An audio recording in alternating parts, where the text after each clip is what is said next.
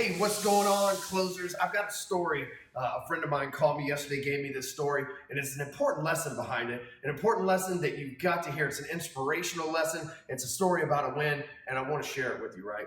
So, my longest friend, the person that I've been friends with longer than just about anybody, I think longer than honestly anybody in my entire life, and since we say in Texas, I know they say in Tennessee, but since we say in Texas, like knee high to a grasshopper, right? Like I know this guy for forever. And I've watched this guy. He's got tremendous amount of talent. He's a great guy, a lot of energy, a lot of drivenness. And I've watched him over the years, hit upper limits, peaks and valleys, have problems with addictions, have to in and out of rehab, have all these different things that have gone on in his life, just like most of us, right? I'm not judging. I've been through all that as well. And I've watched him go through it. And I know when it's one of those things, like even when you're a sales manager and one of your guys on your team has a lot of talent, but he just can't seem to get that thing, right? There's just something missing. Well, a couple years ago, my friend went to work for a huge retail corporation, right? Despite track record, all that, they gave him a shot. He sold his way into getting the job. And, for a couple of years, I guess he's probably been there for about 3 years now. For a couple of years, he was just like a mediocre salesperson trying to get his groove back. He was putting, it was a retail spot where you work like 10 or 11 hours a day. He's trying to put his stuff back together. He's trying to work hard. He's building a pipeline. He would always come to me and he'd say, Ryan, I've watched you go from where you were when we came up as kids to where you are now. And I want to do that so bad, and I work so hard, and I just can't put the pieces together. And all along, I wanted to give him my shit for free. I did. I wanted to give him my show up and close sales training for free. I wanted to, right? But I know how this game works, right? And I'm going to explain to you something at the end of this video, so pay close attention to what I'm about to say.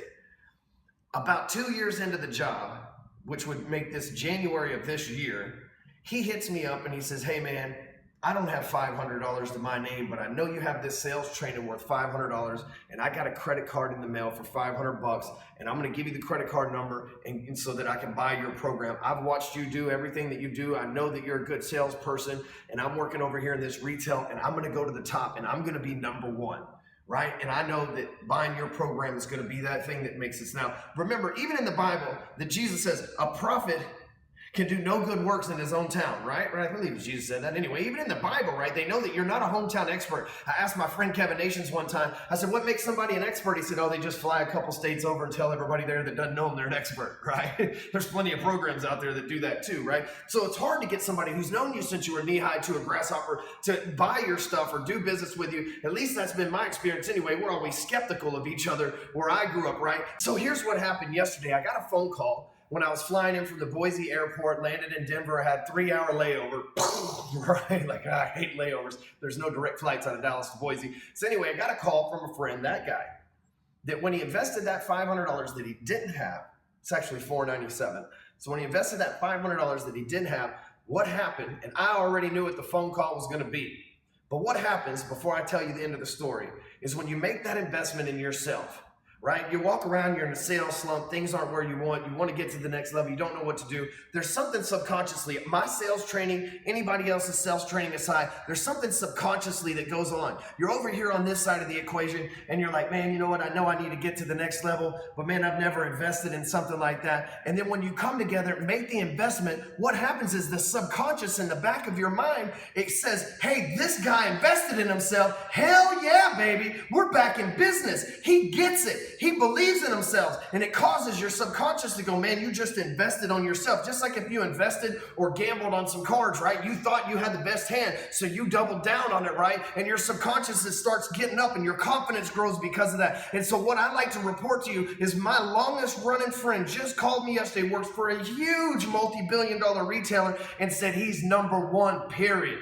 He said he just closed a $2.5 million deal, which is unheard of in his industry, and has already tripled his numbers from last year alone, and it's May. And he said, quote unquote, I would have never done that if it wasn't for the investment and the implementation of that information. For 3 years, for 12 years, I watched this guy struggle, and for 3 years, he was an average salesperson. Now he's beating people coast to coast, side to side. I'd love to say his name, but I don't want his story out here. And I'm excited because that's what I do, right? That's the reason why I do this, why I make these videos to share these inspiring stories, why I write these blog posts with, here's how to do XYZ technique. And it's because, man, I get stories like this every day, but this one is the one I wanted to share with you because, like I said, when it's somebody that you've known forever and you've watched struggle, and whatever you can do, and it's not about my sales training or any of that stuff, but whatever you can do to help somebody get through that struggle, man, it's an amazing feeling to be like, money aside, sales training, customer transaction, all that aside. It's like, man, this is why we do what we do. You sell mortgages, you make money from mortgages, but the reason why you sell mortgages is because you put families in homes and it feels good. Same with real estate, right? With insurance people, you sell insurance not because you want to sell insurance, but it keeps families safe in hard times and takes care of their finances, right? There's this underlying good feeling that most of us get from what we do. And so, man, when something like that happens, it's the best feeling in the world. So, hey, if this story inspired you, hey, share it with somebody. And if you want to take a look at the sales training, I'd be a fool not to pitch you right now. Just go to buyshowupandclose.com. You can read the sales letter right there, BUI, showupandclose.com. And that's it. Later.